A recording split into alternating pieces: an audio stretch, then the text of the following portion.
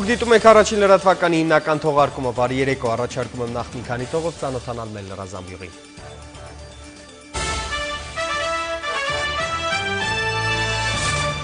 Հետ հաշվարկը մեկնարկել է 5-րդ գումարման ազգային ժողովի ընտրությունների քարոզարշավի ավարտին մնաց 5 օր։ Կուսակցություններն ու դաշինքներն ամփոփում են մարզային այցելությունները եւ կենտրոնանում մայրաքաղաքային միջոցառումների վրա։ Հայաստան-Իրան բարձրավոլտ էլեկտրահաղորդման երրորդ գիծ Արաքս գետի վրա հեկեր, նավթամթերքի խողովակաշարում նավթամթերքի պահեստարան, Հայաստանի արտգործնախարարի ու Իրանի նախագահի հանդիպման տնտեսական օրակարգը։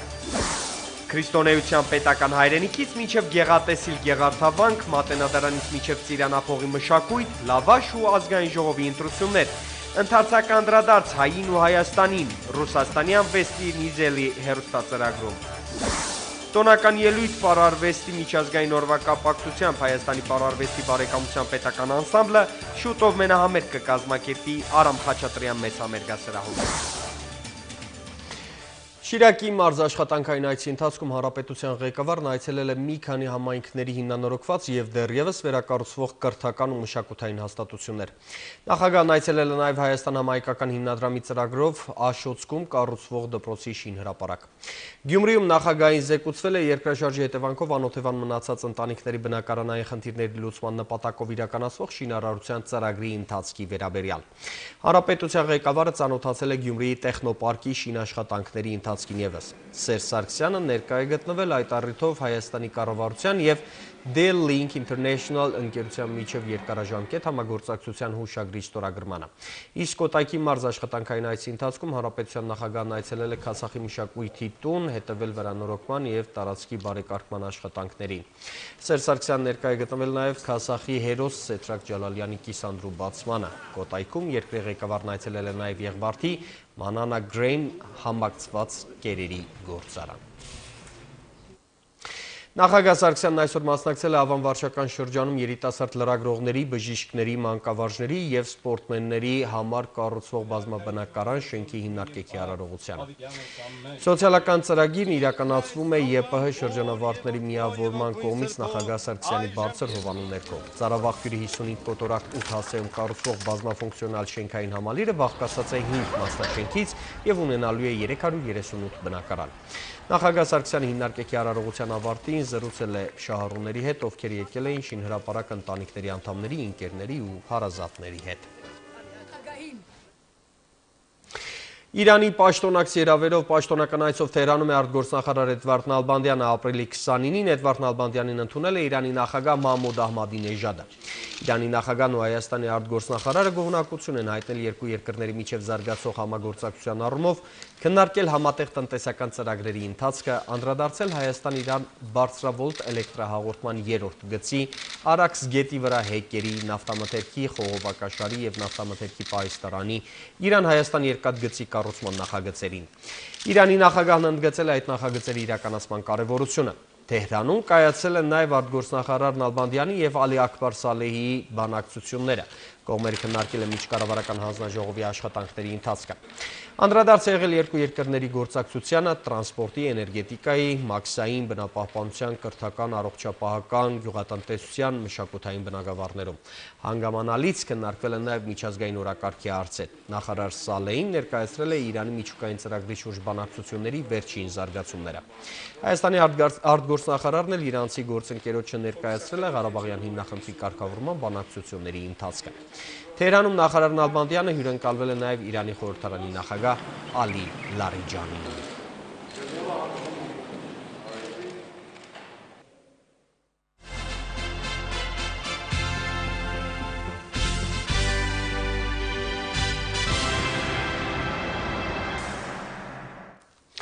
Հայաստանի Հանրապետության 5-րդ գումարման ազգային ժողովի ընտրության նախընտրական քարոզարշավը մոտենում է ավարտին, այն տևելու է մինչև մայիսի 4-ը։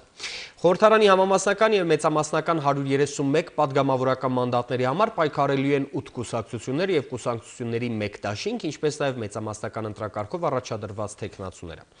Քարոզարշավի մեկնարկից առաջին լրատվականը որդեգրել է անաչառ, համակողմանի եւ անկողմնակալ լուսաբանման սկզբունք։ Այդ նպատակով առաջին լրատվականում գործում է Elections Շնիկ armtv.com հատուկ էլեկտրոնային հասցեն, որը հնարավորություն է տալիս ընտրությունների մասնակցող բոլոր քաղաքական ուժերին իրենց նախընտրական քարոզարշավի շրջանակում ծրագրված միջոցառումների, օրերի և ժամերի հաստատված ժամանակացույցը ուղարկել հենց այդ հասցեին։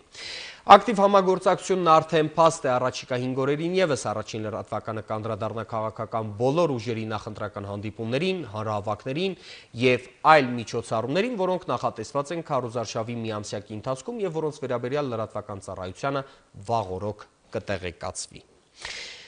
Անկախության, ազատության ու արդարության գաղափարախոսական ու քաղաքական նշանակություն է Շենգավիցիներին ներկայացրել ՀՅԴ անդամ Վահան Հովհաննիսյանը։ Նա ազատությունը համարում է քաղաքացու ընտրական իրավունքի իրացման հնարավորություն, որը պետք է լավագույնս դրսևորվի մայիսի 6-ի խորհրդարանական ընտրություններում։ Հայ հեղափոխական դաշնակցության համամասնական ցուցակը գլխավորող Հովհաննիսյանը համոզված է, որ երկրում արդարությունը կարող է ստեղծվել միայն ազատության վերադարձով։ Մայրաքաղաքի Մալաթիա Սեբաստիա համայնքում կայացած հանդիպմանն էլ ՀՅԴ թեկնածուները խոսել են խղճի մտոք քվեարկելու, չկաշառվելու, ազգային միասնությունն ու արժեքները պահպանելու հրամայականի մասին։ Հայ հեղափոխական դաշնակցությունը նախընտրական քարոզարշավի 3-րդ շաբաթը եզրափակեց Մալաթիա Սեբաստիա համայնքում։ Պայքարի ենք դուրս եկել հեղափոխական ծրագրով հավաքվածներին հավաստիացնում էր ՀՅԴ պատգամավորի թեկնածու Արսեն Համբարձումյանը։ Դաշնակցությունը խոստումներ չի շռայլում, այլ առաջարկում է քաղաքացիների բարեկեցության ուղղված խնդիրների լուծումներ, պնդում է պատգամավորի թեկնածուն։ Մենք գիտենք, ինչ պետք է անել, եւ ունենք կամք, բավարար ներուժ եւ վճռականություն դա կյանքի կոչելու։ Համազգային միասնություն հնարավոր է, եթե երկրում տիրի սոցիալական արդարության մթնոլորտը, հավաստիացնում է պատգամավորի թեկնածուն։ Չենք խոստանում այն, ինչն անիրական է, ընտրողներին խոստանում են ՀՅԴ ներկայացուցիչները ու խոստումներ լսելիս հորդորում ընտրողին մի պահ հիշել հայկական հեքիաթները։ Քաջ Նազարը, Սուտլիկ Որսկանը, Անխելք Մարթը, Թագավորն ու Չարչին եւ միանգամից պարզ կդառնա։ Շարունակել ապրել այսպես, թե փոխել կյանքն ու կերտել հայկական հրաշքը, ընտրողներին հարցնում են դաշնակցության թեկնածուները։ Ընդամենը 6 օր եւ յուրաքանչյուրը կկատարի բախտորոշ ընտրությունը։ Ընտրում ենք ոչ միայն անձնական կյանքի հեռանկարը, այլև Հայաստանի։ Դաշնակցությունը եկել է արժեքների հեղափոխություն կատարելու, իր խոսքում նշեց պատգամավորի թեկնածու Լիլիթ Գալստյանը։ Մեր հեղափոխությունը նախ եւ առաջ արժեքների հեղափոխություն է։ Արժեքներ, որոնց առանցքում հայ մարդն է։ Մի տրվեք սադրանքներին ու մի վաճառեք ձեր ձայները։ Հավաքվածներին կոչ արեց ՀՅԴ պատգամավորի թեկնածու Վահան Հովհաննիսյանը։ Անդրադառնալով ընտրակաշառք երևույթին, դաշնակցական գործիչը հավաքվածներին ներկայացրեց իր հաշվարկները։ Տալիս են ենթադրենք 20,000 դրամ։ Ձայնի համար, հնազանդության համար, միտեղ հանձնաժողովում աչք փակելու համար, միտեղ ինչ-որ բան չնկատելու համար, հլու հնազանդ ստրուկ դառնալու համար վճարում են 20,000 դրամ։ Ընտրվում են 5 տարով։ Պատգամավորը 5 տարի է պատգամավոր։ 5 տարին բազմապատկած 365 օրով անում է 1825 օր։ Այսինքն օրը 8-ից 10 դրամ է նա ձեզ վճարում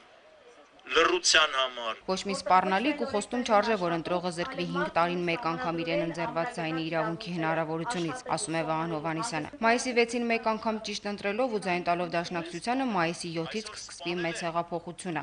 1 տարի հետո անճանաչելի կլինի ամեն ինչ, հավաստիացնում է պատգամավորի թեկնածուն։ Դուք չեք ճանաչի այս երկիրը, չեք ճանաչի այս շենքերը, չեք ճանաչի այս միջավայրը, ձեր սեփական հարևանների դեմքերը չեք ճանաչի։ Կանցնի մի տարի եւ այս բուլվարով, այս կանաչի մեջ կքայլեն բոլոր նրանք, եթե ոչ բոլորը, գոնե շատերը, ովքեր հեռացել են մեր հայրենիքից։ Իսկ Շենգավիթ համայնքում նախքան նախընտրական ծրագիրը ներկայացնելը դաշնակցականները հավաք էին կազմակերպել Արցախյան հերոսամարտում իրենց զոհված ընկերոջ Արթուր Կարապետյանի հուշարձանի մոտ։ Վահան Հովհաննիսյանը նշեց, որ Արթուրն ու նրա ընկերները կռվում էին ոչ թե մեկ գյուղի կամ նույնիսկ միայն Արցախի,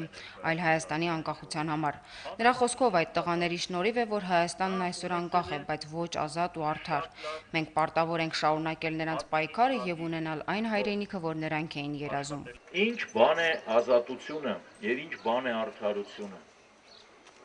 Ազատությունը ինքնուրույն որոշում կայացնելու ունակությունն է։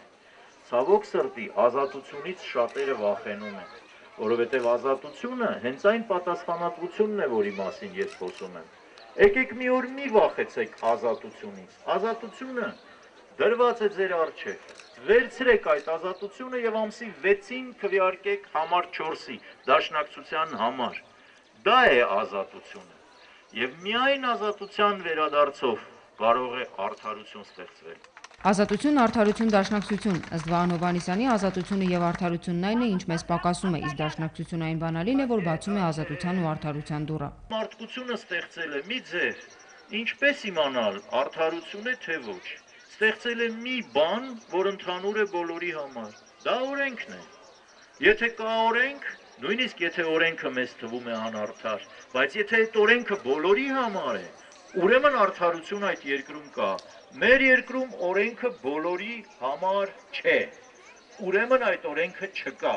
Եվ ասելով արդարություն վերադարձնել, մենք ուզում ենք վերադարձնել օրենքը։ Հաճախ դաշնակցության ընդդիմախոսներն ասում են, որ կուսակցության ծրագիրը իրատեսական չէ, նշում է Արան Նռանյանը։ Ըստ նրա, նման կարծիք ունեցողներն ուզում են ասել, որ այս երկիրը ապագա չունի։ Մենք հավատում ենք, որ Հայաստանում հնարավոր է առաջիկա 5 տարիներին ստեղծել 200,000 նոր աշխատատեղ, որը ակտուալ է հատկապես Շենգավիթի բնակիչների համար։ Մենք հավատում ենք, որ Հայաստանում հնարավոր է եւ անհրաժեշտ է վարել բարձր եկամուտի քաղաքականություն, որպեսզի ցածր աշխատավարձերի պատճառով քաղաքացիները չլքեն հայրենիքը, եւ մենք հավատում ենք, որ հնարավոր է լուծել երկրորդ կարևորագույն խնդիրը, դա բնակարանային ապահովումն է։ Հանդիպման ավարտին երիտասարդ դաշնակցականները Արթուր Կարապետյանի պուրակին հարակից այգում ծառատուն իրականացրեցին։ Ալեզա Բեջանյան, Վահե Կոստանդյան, Ռոմիկ Խաչատրյան, Տիգրան Բաբայան, Առաջին լրատվական։ Արժանապատվոր են վարձատրվող արդար ու բարեկեցիկ հասարակություն, որտեղ աղքատությունը չի կարող դառնալ չափանիշ։ Կուսակցության սոցիալիստական ծրագրերի մասին դաշնակցականները խոսել են Լոռիում։ Վանաձորի ընտրազանգված այդ հանդիպմանը ներկայացվել է ՀՅԴ-ի տնտեսական պլատֆորմը, որն ըստ թեկնածուների իրատեսական է, օրինակելի եւ միտված պետության կարգավորիչ դերի բարձրացմանը շուկայական հարաբերություններում։ Դաշնակցության գործիչները խոստացել են կրկնապատկել կենսաթոշակներն ու նվազագույն աշխատավարձը։ Հայ հեղափոխական դաշնակցության Վանաձորի հանրահավաքում կուսակցական գործիչների կոչերը մարտի գնացող բանակի հորդորների էին նման։ Առաջիկա խորհրդարանական ընտրությունները ստանաց անարյուն մարտ է, որտեղ զենքը քվեն է, քաղաքացու դիպուկ քվեարկությունը։ Այդ զենքը պետք է ճիշտ օգտագործել։ Նախ պետք է մասնակցել ընտրություններին, որ ցույց տանք մենք մեր զենքի տերն ենք։ Երկրորդ պետք է կարողանալ ճիշտ կրակել, դիպուկ կրակել, ճիշտ ընտրություն անել, որպեսզի մեր կյանքի մեջ փոփոխություն տեղի ունենա։ Մենք այդ զենքի հետ պետք է վարվենք այնպես, ինչպես կվարվեր գաղափարական մարտիկը, եթե մարտի է դուրս եկել իր հայրենիքը պաշտպանելու։ Բազմազան ու բազմախոստում ընտրաշավների այս քաոսում ինչպես պետք է ընտրողը կարողանա կողմնորոշվել, առավելապես երբ այդ խոստումները շատ տարբեր չեն միմյանցից, հարցնում է Հրանտ Մարգարյանը։ Մի կողմում դաշնակցությունն է, իր համոզումներով, սկզբունքներով, ծրագրով, հստակ ծրագրով, մյուս կողմում մյուս բոլորն է։ Ազատից մեջ ոչ մի չափազանցություն չկա։ Մյուս կողմում բոլոր նրանք են, որոնք հավատացած են, որոնք անցած մեր 20 տարի կազմակերպել են հենց այդ ձևով, որ սանձարձակ ազատ շուկան պետք է բերի լուծում մեր հարցերին, որ սանձարձակ ազատ շուկան պետք է աղքատությունը վերացնի այս երկրում, անկործությունը վերջ դնի այս երկրում, արտագաղթի դեմն առնի, բայց չի լինում այդպես։ Միայն դաշնակցությունն է, որ հավատում է,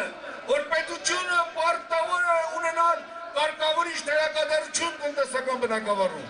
Արծվիկ Մինասյանը կոչ է անում վանաձորցիներին իրենց քվեն տալ ՀՅԴ-ին, քանզի այս կերպ ամեն ոք հնարավորություն է ստանում վերականգնել սեփական արժանապատվությունը։ Մի հավատացեք այն նախընտրական խոստումներին, որտեղ սոցիալական ծրագրերի վերաբերյալ ներկայացված են ավելին, քան խոստանում է դաշնակցությունը, որդորում է Արծվիկ Մինասյանը, քանի որ այդ դեպքում ընտրողը խաբվում է ոչ թե ընտրությունից հետո, այլ դեռևս քվեարկությունը չսկսված։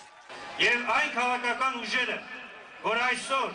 փորձում են մեր արտահայտած մոտեցումներից իբր ավելի մեծ թվեր արտահայտել, դրանք պարզապես փորձում են խաբել մեր հասարակությանը, փորձում են մեր հասարակության առջև իբր երևալ ավելի սոցիալական ուղղվածության կուսակցություններ, ավելի տնտեսական ծրագրերով միտված կուսակցություններ։ Իրականությունը սակայն այլ է։ Նրանք հասկացել են, որ մեր նախընտրական ծրագրի հետ չեն կարող պարզապես մրցակցել եւ հերթական անգամ փորձում են ստել, խաբել կամ վարչական լծակներով ճնշում գործադրել, որպեսզի մեր հասարակության վստահությունը վերցնեն։ Դաշնակցության նախընտրական ծրագիրը կառուցված է 4 հիմնական սկզբունքների վրա, որ ենթադրում է արդար ու բարեկեցիկ հասարակության կերտում։ Մեր ծրագրի համաձայն Դաշնակցությունը 2013 թվականին լինելով մեծամասնություն ազգային ժողովում 13 թվականի հունվարի 1-ից երկրում նվազագույն աշխատավարձը լինելու է 63,000 դրամ, այսօր 32,500 դրամ է։ Երկրորդ կարևոր ցուցանիշը մենք առաջարկում ենք միջին կենսաթոշակ 63,000 դրամ, այսօր այն 31,000 դրամի կարգի է։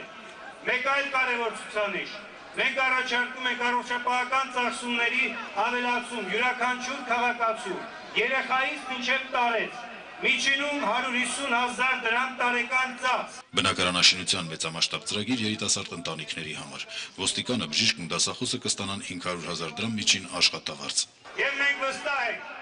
որ միայն արժանապատի բարձրացման դեպքում է հնարավոր ունենալ նաև բարեկեցիկ եւ իրենց ծառայությունը պատշաճ մատուցող հանրային ծառայողներ։ Մենք ասում ենք, որ սոցիալական փաթեթը 5 անգամ պետք է ավելացնենք։ ՀՅԴ համամասնական ցուցակով պատգամավորության տեխնացու Զոհրաբ Թորոսյանը ներկայացնում է Վանաձորում գործազրկության հաղթահարման դաշնակցության առաջարկվող ծրագրերից մեկը։ Ճարտարագիտական համալսարանի Վանաձորի մասնաճյուղի նախկին պոլիտեխնիկական ինստիտուտ եւ Վանաձորի պետական մանկավարժական ինստիտուտի բնագիտական ֆակուլտետների բազայի հիման վրա հիմնադրել տեխնոպարկ, որը կծառայի գիտական առաջարկությունները քննարկելու, բիզնես նախագծեր ստեղծելու եւ որոնք հիմք կհանդիսանան գիտելիքահենք արտադրությունների հիմնադրմանը։ Հրաչապապին Լիլիթ Յուլչյան, Առաջին լրատվական։ Կենդանի ու մահացած քաղաքացիների նախկին խնայ բանկում ունեցած ավանդների ամբողջական վերադարձը խոստանում օրինաց երկիր կուսակցությունը։ ՕԵԿ-ական թեկնածուների այսօրվա հանդիպումը մայրաքաղաքային էր։ Շենգավիթի ընտրազանգվածի ու համակիրների հետ հանդիպմանը կուսակցության համամասնական ցուցակի առաջատար թեկնածուները խոսել են նոր աշխատատեղերի ստեղծման, առողջապահության եւ բիզնես ոլորտներում ունեցած ծրագրերի մասին։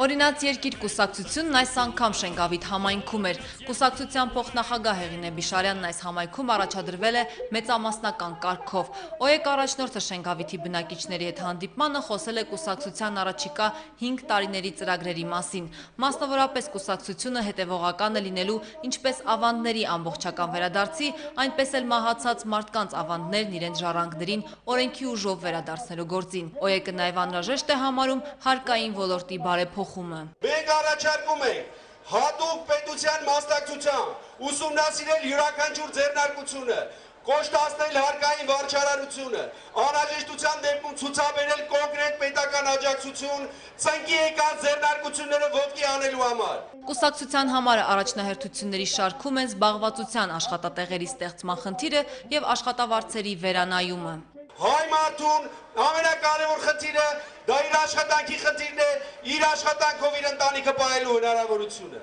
Մենք խորապես մտահոգված ենք Հայաստանում աշխատավարձների ցածր սանդղակով։ Առողջապահության համակարգում գործող պետպատվերի համակարգը կուսակցությունն առաջարկում է հիմնովին բարեփոխել եւ անվճար իրականացնել այն հիվանդությունների բուժումը, որոնք կապված են մարդու կյանքի հետ։ Արտուր Բաղդասարյանի խոսքով Հայաստանում պետք է սահմանափակել խոշոր սուպերմարկետների թիվը։ Դրա համար մենք առաջարկում ենք Հայաստանում ստեղծել մանր սեփականատերերի խավ։ Մենք ասում ենք, որ ավելի լավ է 100 հոգի ունենա մեկական խանութ, քան մի հոգի 100 խանութ։ Վերջում ՕԵԿ նախագահ Արտուր Բաղդասարյանը շենգավիթցիներին կոչ է արել միանալ ՕԵԿ-ի պայքարին, ակտիվորեն մասնակցել ընտրություններին, ընտրել նրանց, ովքեր իրոք զբաղվելու են մարդկանց խնդիրներով եւ մարդկանց հոգսերը դարձնելու են առաջնահերթ պայքարի առարկա։ Զարուհի Ռշտունի, Առաջին լրատվական։ Օրինաց երկիր կուսակցությունն իր նախընտրական ծրագիրը նաև ներկայացրել է տավուշցիներին Իջևանում։ ՕԵԿ-ի բարեփոխումներն ուղղված են ոչ միայն սոցիալական, առողջապահական, տնտեսական ու կրթամշակութային ոլորտներին։ Կուսակցությունն օրենսդիր մտնելու պարագայում կշարունակի երիտասարդ ու բազմազավակ ընտանիքների աջակցությանն ուղղված քաղաքականությունը։ ՕԵԿ ղեկավարի խոսքով կարևորագույն անելիքներից մեկն էլ ազգային անվտանգության ամրապնդումն է։ Արտուր Բաղդասարյանը հիշեցրել է մի քանի օր առաջ սահմանին կատարված ողբերգական դեպքի մասին նշելով, որ դա պետք է ավելի մեծ ուժ տա երկիրն ավելի ամուր ու անվտանգ պահելու համար։ Ամեն մի մարդ ուզում է 3 բան հիմնականում այս երկրում։ Առաջին, աշխատանք, իր աշխատանքով իր տունը պահելու հնարավորություն։ Երկրորդ, անվտանգություն, ապահովություն իր օջախի, իր երկրի համար։ Եվ երրորդը, տարական սոցիալական խնդիրների, առողջապահական խնդիրների լուծում։ Եվ մենք այս տարական խնդիրները, կարևոր խնդիրները նաև բովանդակության մեջ պետք է լուծենք։ Մենք ասում ենք, պետությունը չի կարող տալ մարդուն այն ամենը, ինչ որ մարդ ուզում է, բայց պետությունը պարտավոր է տալ մարդուն այն ամենը, ինչի խիստ կարիքը մարդը ունի։ Մեր համար, մեր քաղաքական ուժի համար Հայաստանի անվտանգության ապահովումը կարևորագույն խնդիր է։ Դրա համար մենք առաջարկում ենք աստիճանաբար մեր զինված ուժերում մեծացնել պայմանագրային զինծառայողների թիվը։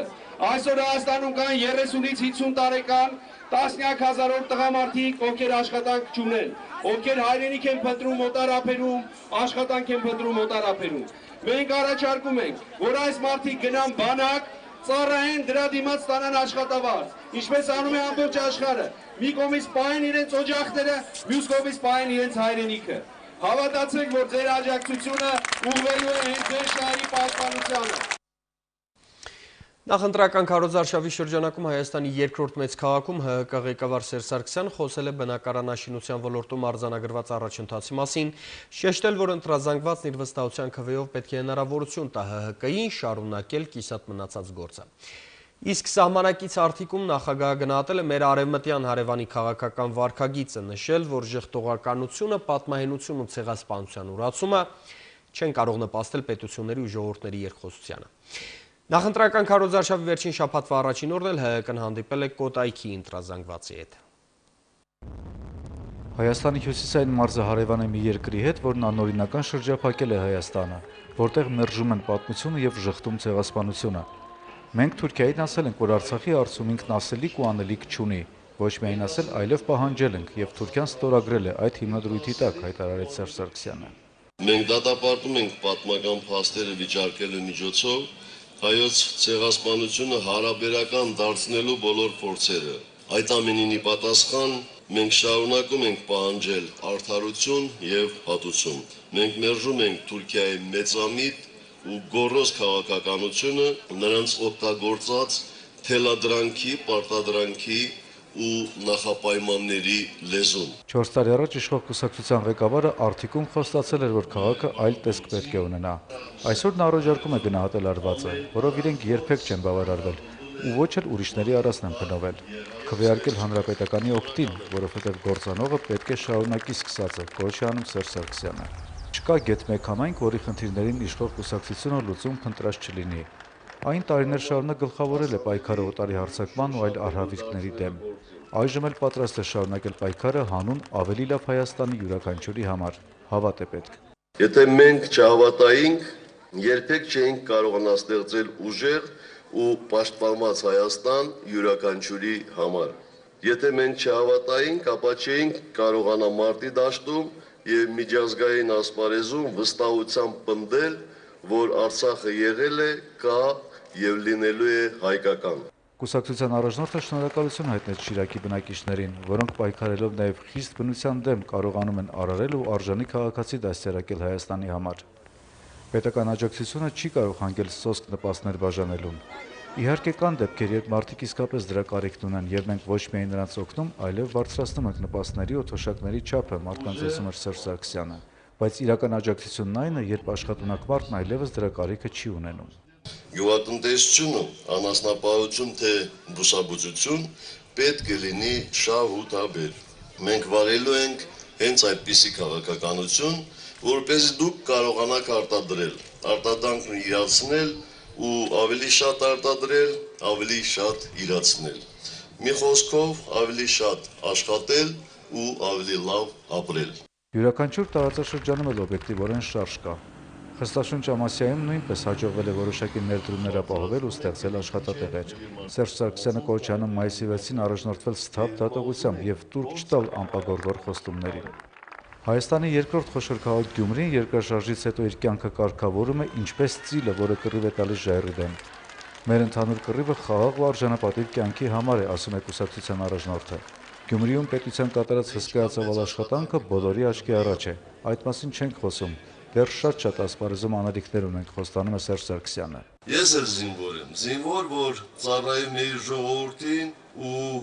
նաև ունի որոշումներ ընդունելու իրավունքն ու պարտականությունը։ Դա էլ իմ կռիվն է, իմ կռիվն էլ բոլորի համար է, ովքեր իմ կուսակցությունից են, ուրիշ կուսակցություններից են, անկուսակցական են, գաղափարական մրցակիցներ են կամ ոչ։ Ու երբ գյումրեցին ծանր կորուստներից ու ցավալի ընդմիջումից հետո կրկին աշխարհի չեմպիոն է դառնում, երբ Գյումրին արդեն մարզադաշտ է բացում ու ֆուտբոլային ֆանատների պրոֆեսիոնալ խմբեր կազմում, բոլորիս համար արդեն պարզ է, որ ոչ միայն ամեն ինչ կորած չէ, այլև Գյումրու համար ամեն ինչ դեռ նոր է սկսվում։ Ու այսօր էլ ասում ենք գյումրեցի ու պատկերացնում համով, հոտով կատակող մարդու։ Այսօր քարոզարշավը շարունակվեց Կոտայքի մարզի մի շարք համայնքներում։ Իշխող կուսակցությունը ծրագրում է շարունակել օժանդակությունը հողի վրա աշխատող մարդուն, պարարտանյութից մինչև մատչելի վարկեր։ Պետությունն իր գործառույթը կկատարի լիարժեք, ստեղծելով կյանքի ավելի բարեկեցիկ պայմաններ, կնորոգի դպրոցները, ճանապարհները, կստեղծի անհրաժեշտ ենթակառուցվածքներ։ Ջրանցքի վերականգնման արդյունքում Եղվարդոն ոռոգելի հողատարածքների ընդհանուր մակերեսը գրեթե կրկնապատկվել է։ Հենց սա է, որ մենք կոչում ենք աշխատելու հնարավորություններ։ Ոչ այնքան կարևոր է արվածը, որքան անելիքը, ասում է Սերժ Սարգսյանը։ Նա ընտրողներին կոչ է անում մայիսի 6-ին ձայն տալ նաև մեծամասնական ընտրակարգով հանրապետականի առաջադրած թեկնածուներին, արժանի մարդկանց, ովքեր ճակատագրական պահերին հայրենիք են պահել, իսկ հետո դիմացել խաղաղության փորձությանը։ Կուսակցության առաջնորդը եղավ նաև Գառնիում, շեշտեց շրջանի ահռելի զբոսաշրջային պոտենցիալն իրացնելու իրենց վճռականությունը։ Պետք է այնպես անենք, որ մեկ անգամ եկողը անպայման ցանկություն ունենա վերադառնալ այստեղ, քանի որ իր բերանում զգացել է Գառնու լավ լավաշի, Գառնեցու արդար ձեռքով թխած լավաշի, Գառնու բերքի եւ ձեր անմահական ջրի համը։ Իշխող կուսակցության համար Հայաստանը յուրաքանչյուր քաղաքացին է ու նրա ձայնով ձևավորված այնպիսի ամուր իշխանությունը, որը կարող է շատ համարձակ քայլեր անել բոլոր ասպարեզներում։ Այդ քայլերից յուրաքանչյուրը մասն է այն նախագծի, որը հանրապետական կուսակցությունն անվանում է Նոր Հայաստան։ Շիրակի եւ Կոտայքի մարզերից Արթուր Գրիգորյան, Արման Ղարեբյան եւ Էդգար Դավթյան, առաջին լրատվական։ Հանրապետական կուսակցության նախագահ Սերժ Սարգսյանն այսօր հանդիպել է Երևանի Ավան վարչական շրջանի ընտրողների հետ, կոչարել լինել ակտիվ, քանի որ ընտրությունների արդյունքում ձևավորվելու են երկրի օրենսդիր եւ գործադիր իշխանությունները։ Միաժամանակ Սերժ Սարգսյանը հորդորել է թշնամություն չսերմանել, քանի որ մայիսի 6-ը ըստ նրա աշխարհի վերջին օրը չէ։ Գալիք խորհրդարանը լինելու է բոլորինը, համերաշխության կոչով դիմելով Ավան համայնքի բնակիչներին հանրապետական կուսակցության առաջնորդը հորդորեց մայիսի 6-ին ակտիվորեն մասնակցել մեր ապագա խորհրդարանի ձևավորմանը, չթշնամանալ եւ ընտրությունների օրը չվերածել կենաց ու մահու պայքարի։ Սերժ Սարգսյանի խոսքով այդ օրն ընդամենը որոշվելու է, թե որ քաղաքական ուժն է ձևավորելու երկրի գործադիր իշխանությունը, իսկ դա ամենևին էլ աշխարհի վերջին օրը չէ։ Ընդհակառակը կյանքը շարունակվելու է եւ շատ լավ կլիներ, եթե մայիսի 6-ից հետո կյանքը շարունակվի հանգիստ պայմաններում։ Քարոզարշավը մոտենում է ավարտին, այդուհանդերձ իշխող կուսակցությունը հարկ է համարում մայրաքաղաքի համայնքներում անդրադառնալը քաղաքային ամենակարևոր խնդիրներին։ Հիմնականում ունենք երկու ճակատ, երկու խումբ շատ մեծ խնդիրների։ Առաջինը Երևանի բեռնաթափումն է, ծանրության որոշ կենտրոններ, մարզեր տեղափոխելու ճանապարհով։ Երկրորդը Երևանի կենտրոնի պատմաճարտարապետական նկարագրի պահպանումն է եւ ըստ հնարավորին վերականգնումը, բայց սրանով հարցերը չեն սպառվում, այլ միայն սկսվում են, որովհետեւ մենք նաեւ պարտավոր ենք ապահովել հարմարավետություն բոլոր երևանցիների համար։ Կառավարող կուսակցությունը խոստանում է շարունակել մայրաքաղաքային բարեփոխումները ավելի մեծ ջանասիրությամբ ու ներդրումով։ Երևանը պետք է շողշողա եւ հպարտության առարկա լինի երևանաբնակների եւ ողջ հայության համար, ինչպես նաեւ հիացնի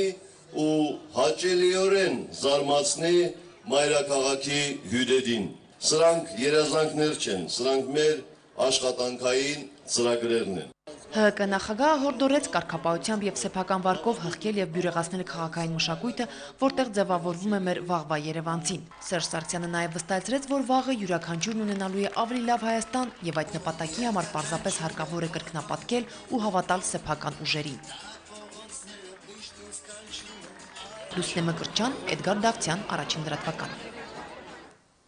Այսօր մեր երկրում գործող շուրջ 360 հասարակական կազմակերպություններ հրավիրված համաժողովում հայտարարել են ՀՀԿ-ին սատարելու մասին։ Համաժողովի մասնակից կազմակերպությունները ներկայացում են կյանքի բոլոր ոլորտները՝ հաշմանդամների, սպառողների, շահերի պաշտպանության, մշակույթի զարգացում, փախստականների հիմնախնդիրներ։ Հայ ազգային կոնգրեսի պատգամավորության թեկնածու Հայոց համազգային շարժման վարչության նախագահն այսօր լրագրողների հետ հանդիպմանը նշել է, որ ակտիվություն է նկատում ժողովրդի մոտ, իսկ դա ըստ Արամ Մանուկյանի բացատրվում է արդարության հաստատման եւ սեփական քվեի տերը լինելու համոզմունքով։ ՀԱԿ-ն ավարտել է մայրաքաղաքից դուրս քարոզչությունը։ Մինչև այսօր Հայաստանի 9 մարզերում ՀԱԿ-ն ունեցել է 33 հանդիպում, կտրել անցել է 3000 կիլոմետր։ Մինչև մայիսի 6-ը ՀԱԿ-ի վերջին հանդիպումը մայիսի 3-ին է Ազատության հրապարակում։ Արամ Մանուկյանը կարծում է, որ ՀԱԿ-ը կլինի ընտրապայքարի առաջատարը, որի օգտին քվեարկի հասարակության 50%-ից ավելին։ Դաշինքը ժողովրդի ակտիվության մեջ է տեսնում ընտրակեղծիքների դեմ պայքարելու, ժողովրդի ձայնն արձանագրելու եւ քվեն դարձնելու հիմնական երաշխիքը։ Իսկապես ինձ համար հաճելի է, որ ակտիվացում է նկատվում, էսկալացիա կա, դրական միտումներ կա ակտիվացման, ես դրա մեջ եմ տեսնում միակ երաշխիքը, հիմնական միակ երաշխիքը կեղծիքների դեմ պայքարելու եւ ժողովրդի ձայնը արձանագրություն դարձնելու, քվեները արձանագրություն դարձնելու համար։ Ժողովրդի ճնշումն է հիմնական միջոցը, հիմնական գործիքը հնարավորինս արդար ընտրություններ անցկացնելու եւ ընդդիմության ձայները պահելու։ Հայ ազգային կոնգրեսի մարզային վերջին հանդիպումը Լոռու մարզում էր։ Վանաձորի համակիրների ու ընտրազանգվածի հետ հանդիպմանը չէր մասնակցում ՀԱԿ առաջնորդ կոնգրեսի համամասնական ցուցակը գլխավորող Լևոն Տեր-Պետրոսյանը, որն ունեցել է առողջական խնդիրներ։ Այնուհանդերձ կոնգրեսի ներկայացուցիչները վանաձորցիների հետ կիսվել են տնտեսական ու սոցիալական բնագավառներում իրենց ծրագրերի շուրջ։ Նրանք մատնանշել են երկրի զարգացմանը խոչընդոտող գործոնները, ընդգծել գործարար արդյունավետ միջավայր ստեղծելու պայմանները, խոստացել խորհրդարան անցելու դեպքում պետական բյուջեն առնվազն կրկնապատկել։ Հայ ազգային կոնգրեսը մեծամասնական կարգով ունի ազգային ժողովի պատգամավորության 37 թեկնածու, հալավերցին իրազեկեց Արամ Մանուկյանը։ Մենք կասկած չունենք, որ առաջիկա խորհրդարանում թե մեծամասնական եւ թե համամասնական կարգով ունենալու ենք ծանրակշիռ ներկայացվածություն, ինչը երաշխիք է մեր պետության առջև ծառացած խնդիրները լուծելու հարցում։ Եղեք ակտիվ, եղեք համարձակ, ձեր ձայնից կախված է Հայաստանի ճակատագիրը, առանց չափազանցության։ Սա լուրջ ճակատամարտ է մարդու իրավունքների համար, Հայաստանի ապագայի համար, մեր երեխաների այստեղ ապրելու իրավունքի համար։ Սա սովորական ընտրություն չէ ամենևին։ Սա պարլամենտական ընտրությունից ավելի շատ է, քան պարլամենտական ընտրություններ։ Սա պրեզիդենտական ընտրության նախաշեմ է։ Երկրի տնտեսական զարգացումը նախ եւ առաջ պետք է իրականացվի մանրումիջին ձեռնարկությունների զարգացման շնորհիվ, որին սակայն խոչընդոտ է երկրում ուրավուր հզորացող օլիգարխիան, ասում է ՀԺԿ տարածքային կառույցի ղեկավար Լարիսա Փարեմուզյանը։ Մուլտիգրուպ ընկերության մղարտի լեռնահետախուզները արդեն տարածաշրջանում լուրջ ուրեմն լեռնահետախուզական աշխատանքներ են կատարում եւ նրանք մտածում են, որ առաջիկա տարիներին կբացվի նաեւ հագվու պղինձ ուրեմն ոսկու պղինձ մոլիբդենային հանքավայրերը։ Այս հանքավայրերի այսպես հախուռն բացումը դա մեր բնությունն է խանգարում, մեր մարդկանց առողջությունն է խանգարում։ Կառավարությունը այսօրվա գործող իշխանությունները, այսօրվա իշխող կուսակցությունները մանրումիջին ձեռնարկությունների մասին են խոսում, հարգելի ժողովուրդ, բայց դա միայն նրանք խոսում են։ Ես պիտի ասեմ, որ օլիգարխները երբեք թույլ չեն տա, որ այս տարածաշրջանում եւ Հայաստանում մանրումիջին ձեռնարկատիրությունը զարգանա։ Նիկոլ Փաշինյանը թվարկեց բոլորային խնդիրները, որ ծառացած են այսօր հասարակության առաջ։ Այդ ամենի համար մեղավորը այսօրվա իշխանություններն են։ Եվ որպեսզի այդ խնդիրները չլինեն, որ առաջարկավոր է իշխանափոխություն իրականացնել։ Այդ գործը արվելու է, մենք այդ մեր հնարավոր չէ այդ գործում կանգնեցնել, մենք միջև վերջ գնացող ենք։ Այդ գործը մեկա պիտի արվի, բայց ձեր մոտ ելնում է, չէ, որ ասում եք, ինչքան շուտ լինի, այնքան լավ։ Եթե մեր ձեր տանը մի գործ պիտի անեք, ուզում եք օր առաջ անեք, որ շաբաթ կիրակին էլ հանգիստ վայելեք։ Մայիսի 6 հետ շաբաթ կիրակին վայելելու շանսն է։ Մայիսի 6-ին մենք պետք է այդ հարցը լուծենք։ ՀԱԿ-ի նախընտրական հանդիպումն այնուհետև շարունակվեց Վանաձորում։ Պատգամավորության թեկնածու նախկին վարչապետ Հրանտ Բագրատյանը վանաձորցիներին վստահեցնում է, որ խնդիր չի տեսնում աշխատավարձերն ու կենսաթոշակները ընտրություններից մեկ ամիս անց կրկնապատկելու, ապա նաև եռապատկելու հարցում։ Դա հնարավոր է անել, եթե իշխանության գալով իրենք նույնիսկ ոչինչ չանեն։ Իսկ եթե հանկարծ ստացվի, որ մենք լավ աշխատենք, շատ կարճ ժամանակում բյուջեն կդառնա 6.5-ից 7 միլիարդ, ասում է Բագրատյանը։ 2.4 միլիարդ է, դա դեռ բարձրացում չի, դարձնել 4 միլիարդ դոլարի բյուջե։ Որևէ խնդիր չկա, թոշակը 29,000 դրամից, այսօր 29,000 դրամ է միջինը, դարձնել 62, ընդհանրապես մեկ ամսվա մեջ, եւ հետո դարձնել մինչեւ 99,000 դրամ։ 99,000 կամ 62,000 դրամն էլ ուտելու հարց չի։ Չի, яра չի բուժի, բայց ես ձեզ ասում եմ, այս մարդիկ հարկ չեն տալիս, կոպեկ հարկ բյուջե չեն տալի։ Վկան թե կուզեն, որ բյուջեն 5 տարում 400 միլիոն դոլար պակասել է։ Դոլարով 400 միլիոն։ Բան էլ չանենք, իսկ եթե մենք հանգարց ստացվի լավ աշխատենք, շատ կարճ ժամանակում բյուջեն կդառնա 6.7 միլիարդ։ Հիմա դուք կասեք, Բագրատյանը ասում է, էլի թիվը։ Բարև սիրելի վանաձորցիներ, խոսում եմ մեր լորվա համախոհ ՀԱԿ-ի կողքին կանգնած երիտասարդների անունից։ Մենք կանգնած ենք ազգի կողքին եւ աստծանր պայքարում չենք ընկրկելու։ Պայքարելու ենք այնքան, մինչեւ հեռացնենք այս կոռուպացված ազգը կործանող վարչախումբը։ Մեր պայքարը արդար է, մեր խոսքը հասանելի է բոլորին, մեր կռիվը դժվար է, ուղի շատ երկար է, բայց եւ հաղթական։ Խլուզվում է իշխանական բուրգը։ Եվ համոզված եմ, որ հայ ժողովրդի մայիսյան հաղթանակներին կավելանա եւս մեկը։ Կոչ եմ անում բոլոր լոռեցիներին, կանգնեք մեր միասնական բանակի կողքին, ձերքվեն տվեք Հայ ազգային կոնգրեսին եւ իր մեծամասնական թեկնածուներին, Վահագն Մարտիրոսյան, թիվ 29 ընտրատարած, Այշար Մանուկյան, թիվ 30 ընտրատարած, Սարգիս Փամազյան, թիվ 31 ընտրատարած, Նայլի Արոյան, թիվ 32-րդ ընտրատարած, եւ մենք կունենանք լուսավոր ապագա, դեմոկրատական եւ հզոր երկիր։ Մեր պայքարը անկասելի է, մեր հաղթանակը անխուսափելի։ Հաղթանակ, հաղթանակ, հաղթանակ։ ՀԺԿ առաջնորդին հուզողն էլ հեղափոխական իրավիճակի Լենինյան բնորոշման առկայությունն է մեր երկրում։ Հարստները էլ ավելի են հարստանում, աղքատները էլ ավելի աղքատանում։ Վերջի 4 տարիների ընթացքում աղքատների թիվը ավելացել է 270,000-ով։ Ըստ պաշտոնական տվյալների 35% է, իրականում ավելի բարձր։ Արտագաղթը վերջի 4 տարիների ընթացքում ավելի քան 100,000 մարդ արտագաղթել է։ Եվ լքում են երկիրը ոչ միայն ապրուստի միջոց չունենալու, այլ նաև հեռանկար, որևէ հեռանկար չտեսնելու պատճառով։ Այս վիճակի համար պատասխանատու են կոալիցիայի մեջ ընդգրկված բոլոր քաղաքական ուժերը։ ՀԱԿ նախընտրական հանրահավաքներ տեղի ունեցան նաև մարզի այլ բնակավայրերում։ Հրաչապապինյան Գևորգ Քոչինյան, Լիլիթ Յուլչյան, առաջին լրատվական։ Քայլարշավ քարոզարշավով ժառանգության էլիտայի նախընտրական ուղին այսօր դեպի Արարատի մարզեր։ Ընտրողների հետ հանդիպանը Ռաֆի Հովհաննիսյանը համոզմունք է հայտնել, որ մայիսի 6-ին առաջին անգամ հայաստանցին իր քվեով եւ գիտակցված ընտրությամբ որոշելու է իր երեխաների ապագան ու նոր Հայաստանի ճակատագիրը։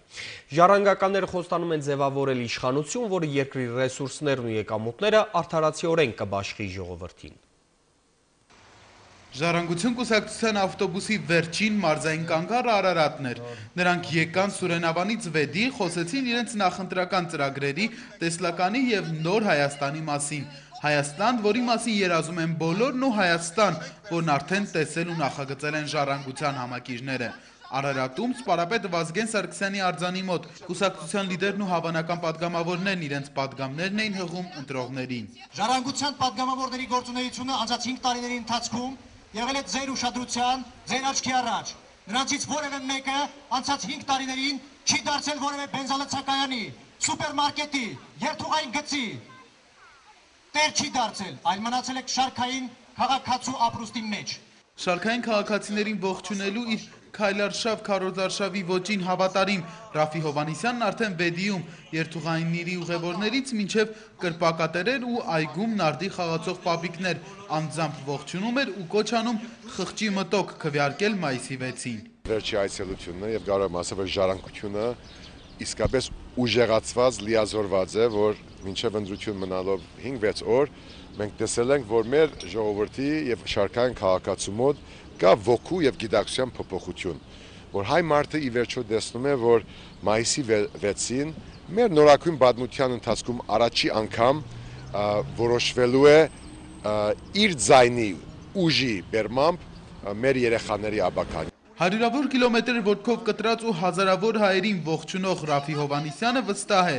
իրենց քարոզարշավի արդյունքում մարդկանց հոգեբանությունը փոխվեց, իրենց թիրախը շարքային հայաստանցին է, մարդկանց հոգսերն ու մտածմունքները, ժառանգությունն իր ծրագրում ունի դրանց պատասխանները, ամեն մեկի հետ զրուցելով կուսակցության ներկայացուցիչները կազմել են Նոր Հայաստանի իրենց մոդել ու պատրաստ են կառուցել այն եւ հետո ժառանգել սերունդներին։ Շարքային հայ մարդը ինքը չի շողոքորթում, ինքը արտահայտում է շատ շիդակ ձևով իր տեսակետը, եղել են թե նկատողություններ, թե քննադատություններ, ազգային ժողովը պետք է ավելի ժողովրդի շահը բարձրացանի, բայց իրենք հասկանում են, որ նաև ժառանգությունը, եթե այս 5 տարին եղել է ընդդիմություն, պատկերացեք, թե ինչ հարցեր կլուծենք, երբ որ ժառանգությունը դառնա նաև մեծամասնություն։ Ժառանգության ցուցակի առաջին գեղեցիկ սեռի ներկայացուցիչը բազմազավակ Զարուհի Փոստանջյանն է։ Ակտիվիստ պատգամավորը բազմաթիվ նախագծեր ունի, իսկ առաջիկա ընտրություններին մարտական է տրամադրված։ Հաջող քարոզարշավից հետո մարդկանց մեջ մի բան փոխվել է, բայց ժողովուրդն էլ խաբեության էլ չի հանդուրժի։ 4 երեխաների մայրը գիտի, թե ինչ Հայաստան պետք է ժառանգել երեխաներին։ Դա պետք է լինի այն պետությունը, այն իշխանությունը, որը թե ռեսուրսները, թե եկամուտները արդարացի բաշխի մեր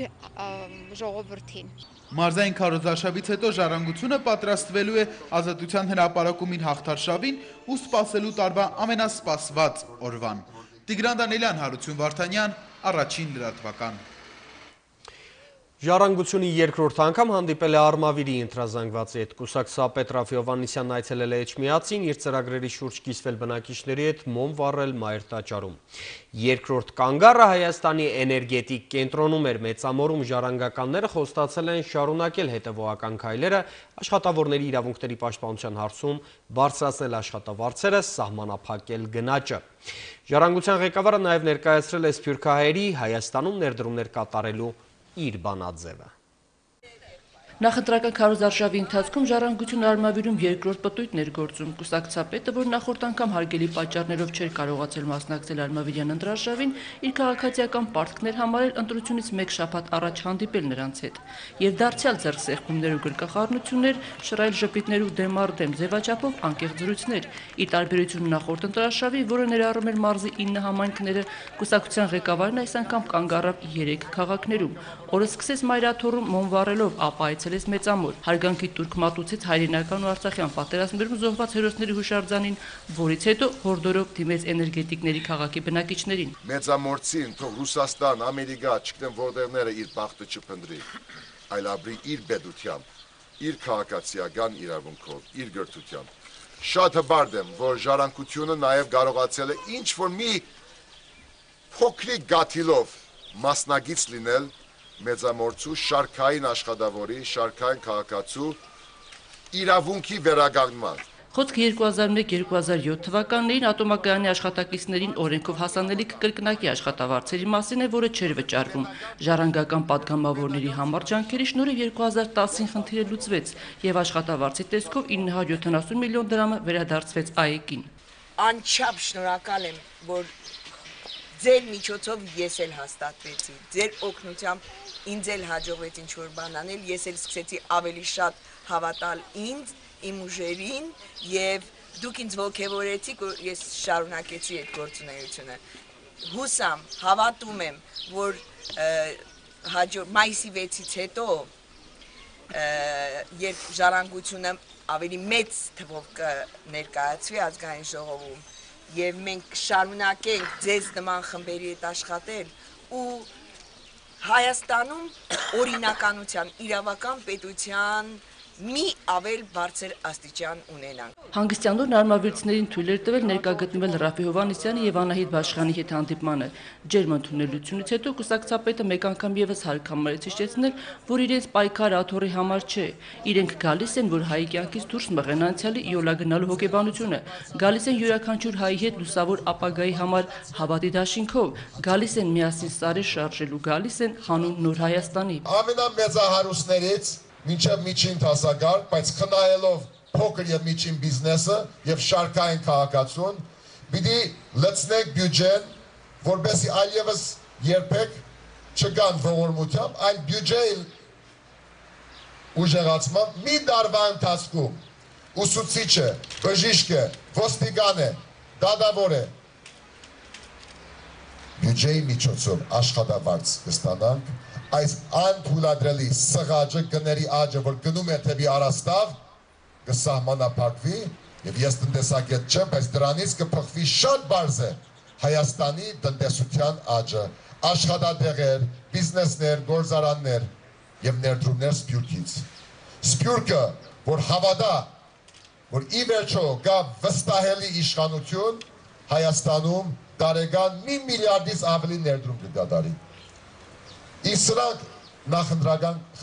քարոզներ կամ չգիտեմ խոստումներ չեն։ Սա սովորական լավ արդյունավետ կառավարման բերմամբ ծրագիր է։ Իսկ խոսքից գործի անցնելու համար ժառանգությանը քվեներ են պետք, շատ քվեներ։ Հավատում եմ, որ մեր ժողովուրդը հավատալու է իր քվեին, հասկանալու է, որ ոչ մեկը չի կարող վերահսկել իր քվեն, հասկանալու է, որ իր քվեն շատ թանկարժեք է, շատ, եւ ոչ մի ընտրակաշարք չի կարող փոխարինել դրան։ Եվ հավատում եմ, որ մեր ժողովուրդը յուրաքանչյուրը մեզանից արդեն վստահ է, որ ինքը այս հանրապետության այն քաղաքացին է, որը ընդունակ է փոփոխություն բերելու մեր երկրում։ Ես հավատում եմ մեզ բոլորիս, հավատում եմ ձեզ արմավիրցիներին։ Մայիսի 6-ին հաղթանակ, գալիս եք։ Ծրագրային դրույթներից այս անգամ քիչ խոսեցին Ռաֆի Հովհաննիսյանի կարծիքով ու համակիրների հավաստմամբ դրանց մասին այնքան է ասվել, որ կրկնելու կարիքը չկա։ Հիմա կողմերն ավելի շատ պարզ ու անմիջական շփման անհրաժեշտություն ունեն։ Փոքրիկ հանրահավաքից հետո ժառանգության առաջնորդն իր ներկայությունն արմավիրցիների ավելի լայն զանգվածին հրամցնելու նպատակով մեծ զբոսանք կազմակերպեց քաղաքի փողոցներում։ Հայկուշ Ասլանյան, Էդուարդ Շախալյան, Առաջին լրատվական։ Հայաստանի կոմունիստական կուսակցության ներկայացուցիչն այսօր խոսել է խորհրդարան մտնելու իրենց շանսերի մասին, ներկուսակցական նախկին պառակտումները հաղթահարած եւ միասնական ցուցակով առաջադրվող կոմունիստներն այս ընտրություններում ակնկալում են 10% ձայն։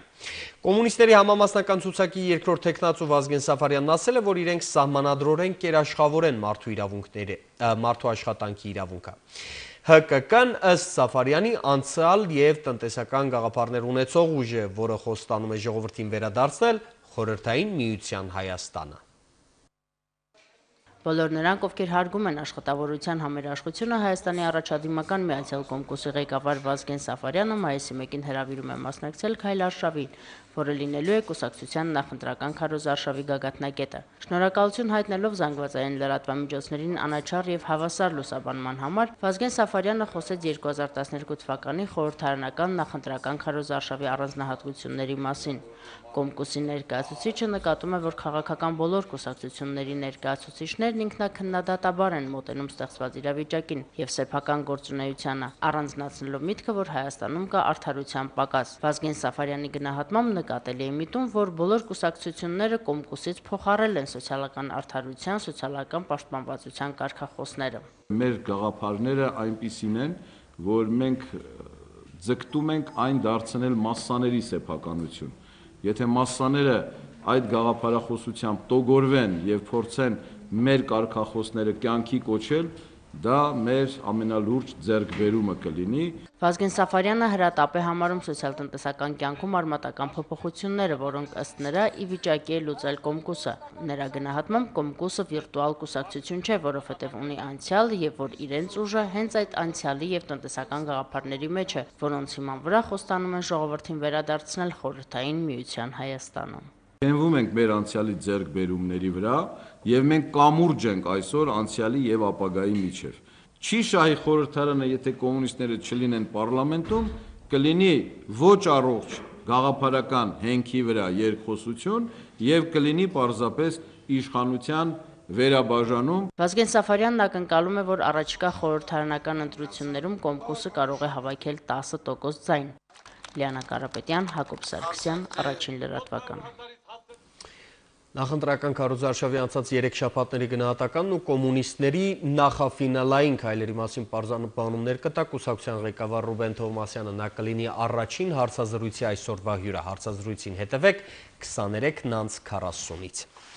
Դեմոկրատական կուսակցության պատգամավորության թեկնածու Արամ Գյուրջյանն այսօր անդրադարձել է քարոզարշավի դրական ու բացասական երևույթների։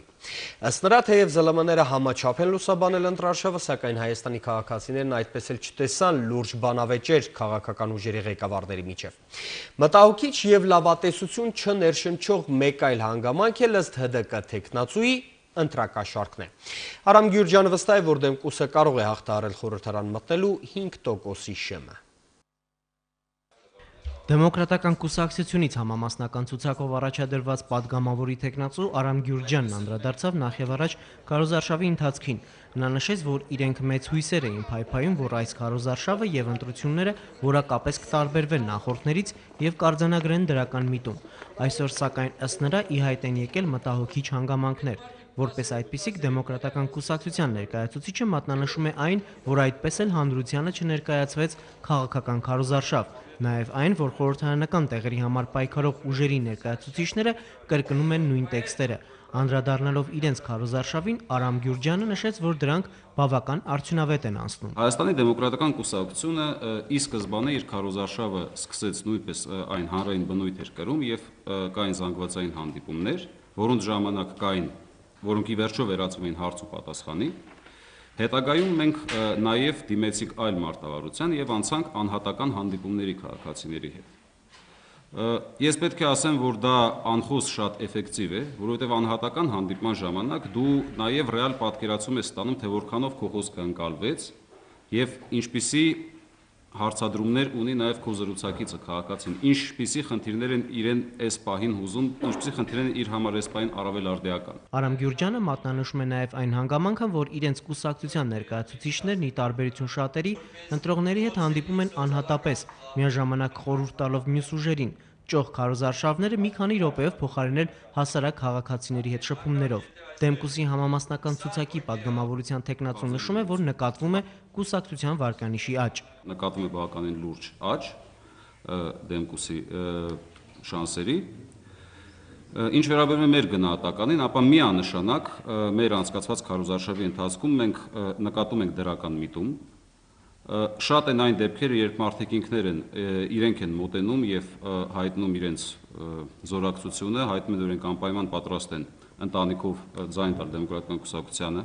Բացի դրանից եղել են հանդիպումներ քաղաքացիների հետ, որոնք եղել են հենց քաղաքացիների նախաձեռնությամբ, ինչը ես նույնպես շատ կարևորում եմ, եւ դրական դինամիկա միանշանակ մենք արձանագրում ենք։ Ըստ իմ ունեցած տեղեկությունների Հայաստանի դեմոկրատական կուսակցությունը հաղթահարում է շեմը։ Դեմոկրատական կուսակցությունից պատգամավորի թեկնածուն անդրադարձավ նաև նախընտրական ընտրակաշառքների թեմային։ Ըստ նրա իրենց դիմում են շատ քաղաքացիներ, որոնք ահազանգում են կաշառքներ բաժանելու մասին։ Արամ Գյուրջյանը սակայն չմասնավորեցրեց, թե հատկապես ովքեր են իրենց դիմում եւ որ ուժերին են մատնանշում ահազանգողները։ Հայկ Հովհաննիսյան, Հակոբ Սարգսյան, Առաջին լրատվական։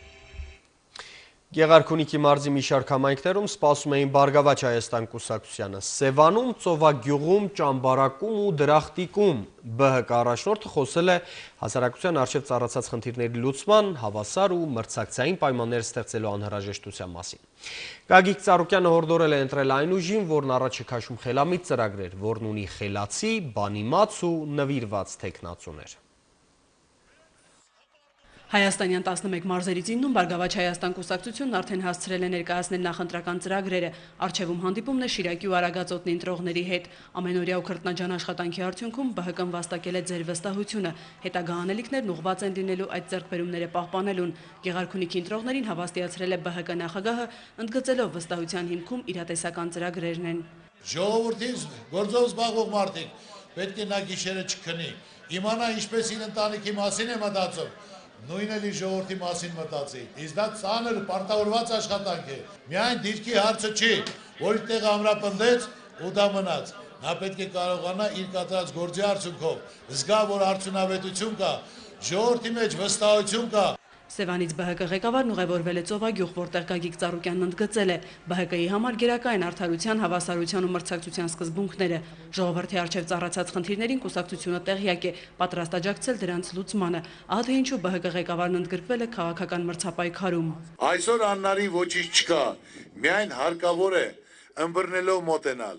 հասկանալով մոտենալ, ճիշտ բաժանում անել, մարդկանց իրավիճակը պատկերացնելով անել, որ այսօր պետք է հիմնական հավասարաչափ արդարություն լինի, հավասարություն լինի, մրցակցություն լինի, որ կարողանա հաղթի արդյունավետը, խելացին, բանիմացը, նվիրվածը։ Սևանի ափին Դրախտի գյուղի մերձակայքում ընտրողների հետ Բարգավաճ Հայաստան կուսակցության ղեկավարի հանդիպումն արդեն չնախատեսված էր։ Տեղեկանալով իրենց մարզ ԲՀԿ-ի քարոզչական այցի մասին, գյուղի բնակիչները նրանց սպասում էին ճանապարհին։ Գագիկ Ծառուկյանն այս համայնքում եւս ներկայացրեց, թե ինչպիսի ծրագրային մոտեցումներով է ԲՀԿ-ն գնում առաջիկա համապետական ընտրություններին։ Այսօր բոլոր ոլորտների հիմնական խնդիրներն ու խնդիրները գիտենք, որտեղ մենք ժողովրդի մեջի մարդ ենք, հասկանում ենք, տեսնում ենք, շփվում ենք։ Ճամբարակում նախընտրական հանդիպմանը նախորդեց ԲՀԿ նախագահի այցը մեծ հայրենականի հուշահամալիր։ Գագիկ Ծառուկյանը հարգանքի տուրք մատուցեց հայրենական պատերազմի զոհերի հիշատակին։ Գյուղատնտեսության, փոքր ու միջին բիզնեսի զարգացման, մատչելի կրթության ու առողջապահության ապահովման համար կուսակցությունն ունի իրատեսական ծրագրեր։ Ճամբարակցիներին վստահեցրեց ԲՀԿ ղեկավարը։ Դրանց իրականացման հնարավորություններն առաջիկա խորհրդարանական ընտրություններով են պայմանավորված, ասաց Գագիկ Ծառուկյանը հավելելով. ձեր քվեն է կանխորոշելու երկրի առաջիկա հնգամյա զարգացումը։ Որոշողը դուք եք, ոչ մեկին մի լսեք։ Ձեր ապակակերտողը դուք եք։ Ձեր սիրտը ինչ թելադրում է, ում հավատում եք, ձեր ձայնն էլ գնացեք տվեք։ Սա ոչ ընկերության խնդիր է, ոչ բարեկամության, սա ապագայի խնդիր է։ Ձեր 5 տարի ապրուստի, ձեր երեխաների ճակատագրի խնդիր է, Սերժո։ Բարգավաճ Հայաստանն ի սկզբանե որդեգրած քարոզչական մարտավարության համաձայն նախընտրական հանդիպումները կշարունակի բոլոր մեծ ու փոքր համայնքներում։ ԲՀԿ-ի ընտրաշավի եզրափակիչ հանդիպումը կլինի Երևանյան հանրահավաքը։ Մայա Խաչատրյան, Առաջին լրատվական։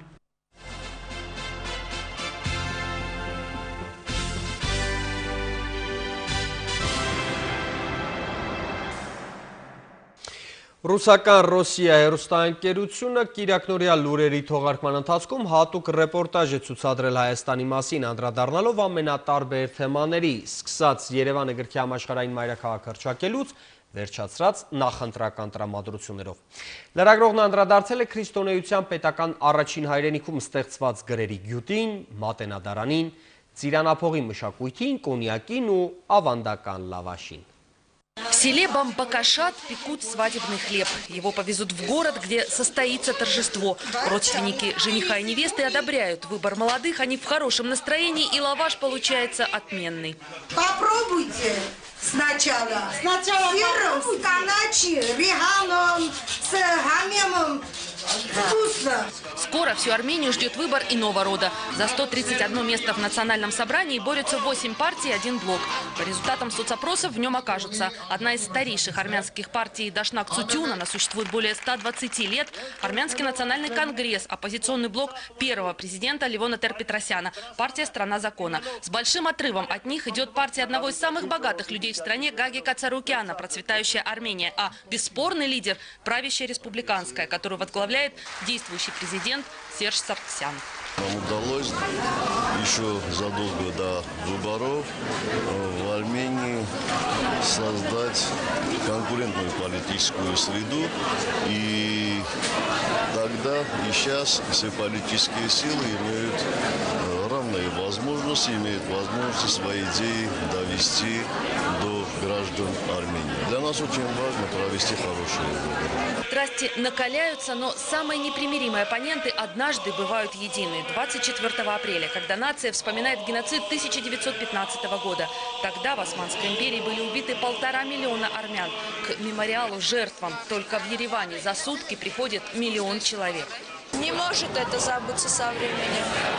Это наш народ, это наши герои, и мы никогда их не забудем. Армения первой приняла христианство как государственную религию. В монастыре Гехард был найден наконечник копья, которым пронзили Иисуса. Теперь реликвия в Эчмиадзине, а Гехард чудесами притягивает людей. Говорят, кто попадает сюда туристом, уходит паломником. Мы должны уважать армянскую историю, мы должны, как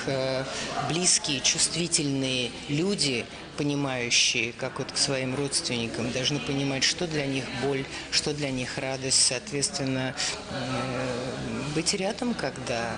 нация переживает. Наряду с верой выжить во враждебном окружении стране помогла собственная письменность. И мы смело можем сказать, что Месрок Маштос алфавитом спас армянский народ, спас армянскую культуру. И с V века начался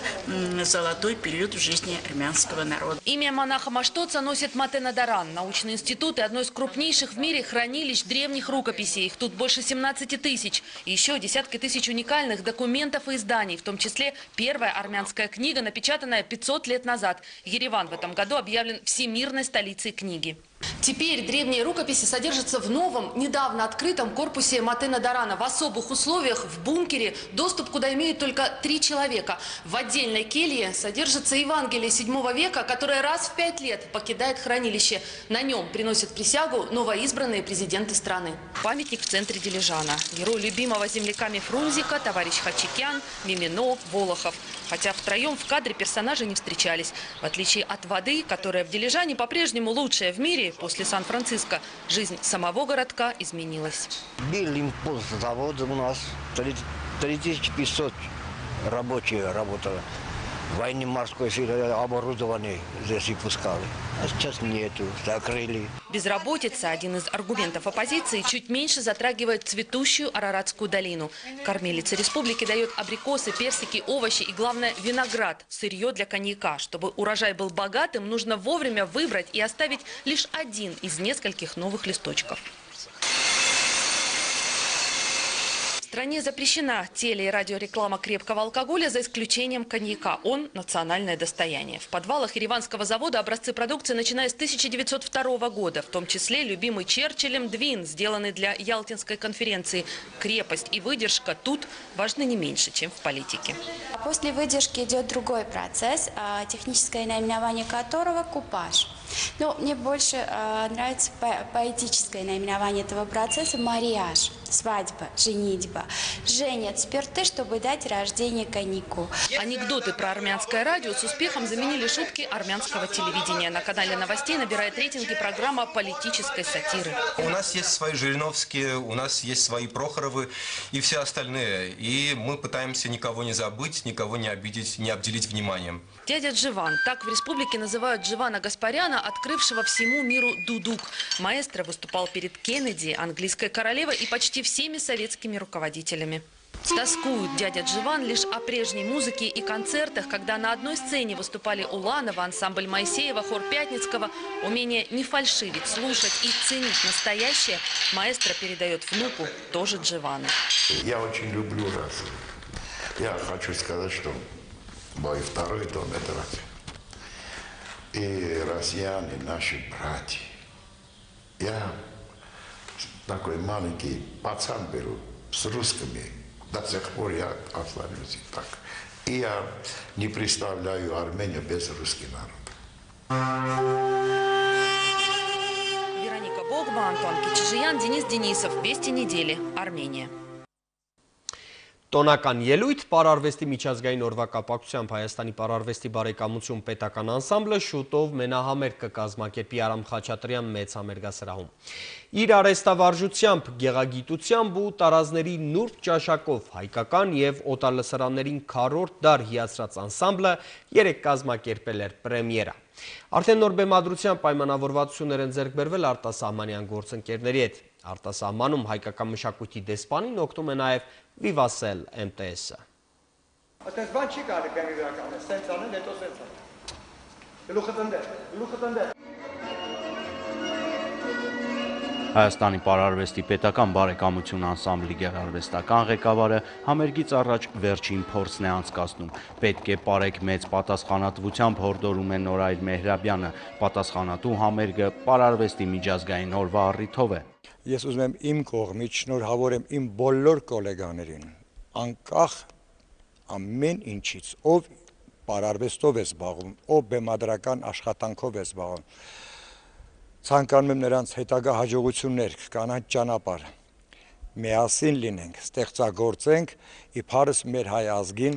Թատրոնի օր, կինոյի օր, ինչու չնշվի նաև պարարվեստի օրը 1982-ին ՅՈՒՆԵՍԿՕ-ի որոշմամբ մայիսի 29-ը նշվում է որպես պարարվեստի օր։ Արվեստի այս ճյուղի մասնագետների անցած ուղին այնքան էլ հարթ չէ, հատկապես Հայաստանում, երբ պարային խմբերը կայացման բազմաթիվ խոչընդոտներ են հաղթահարում ֆինանսական սղության պատճառով։ Բարեկամությունում շատ ավելին կարող են անել միջոցների առկայության դեպքում։ Բարեկամություն անսամբլի գեղարվեստական ղեկավարը յուրաքանչյուր նոր ներկայացում իրենց անսամբլի 25 տարվա անցած ճանապարհի մի նոր ձեռքբերում է համարում։ Մենք պրեմիերա ունենք Ավետ Տերտերյանի ստեղծագործության հիման վրա։ Բեմադրելու եմ Արամ Խաչատրյանի երկրորդ սիմֆոնիայի հիման վրա Արագեղեցիկ Շամիրամ։ Գեղարվեստական ղեկավարը չի շտապում բացահայտել բոլոր գաղտնիքները, նոր բեմադրության պայմանավորվածություններ կան արտասահմանյան մասնագետների հետ, թեև անսամբլը զգում է պետական աջակցությունը, այդուհանդերձ արվեստի զարգացմանը զգալիորեն կարող են նպաստել բիզնեսի մարդիկ։ Վիվասելի օրինակով համոզվել է անսամբլի տնօրենը։ Վիվասել MTS-ի հովանավորությունը լուծեց մեզ համար բազմաթիվ խնդիրներ։ Սկսած մեր գովազդային արշավի կազմակերպումից, համերգների համար հագուստներ կարելի եւ այլն։ Իրենք համապատասխան հայկական տեսփանի դերի մեջ մտնում են, երբ բեմի վրա կանգնում ու բարում, լինի Հայաստանում, լինի երբ գնում են արտասահման, որ ներկայացնեն Հայաստանը, ներկայացնեն մեզ իբրև հայեր, մեր բադիվը բարձր բահին, դա բեմի վրա շատ լավ ստացվում է։ Անհրաժեշտ է խրախուսել ու քաջալերել հատկապես ազգային աշխարհին ներկայացնողներին, ասում է Ռալֆ Իրիկյանը։ Վահե Կոստանդյան, Հարություն Վարդանյան, Առաջին լրատվական։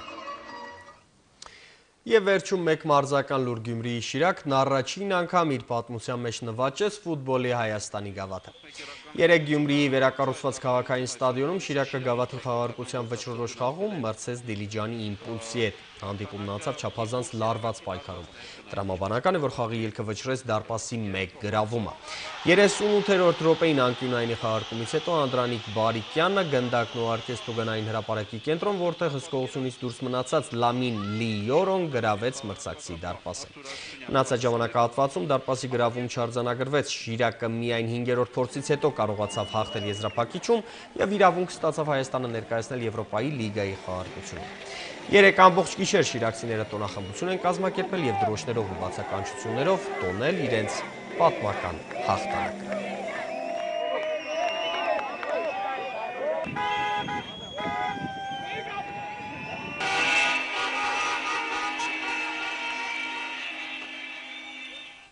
Տոնական եւ բարձր տրամադրությունը մաղթում բոլորի տաղավարում աշխատեց Աբրահամ Գասպարյանը, բարին ընդ ձեզ։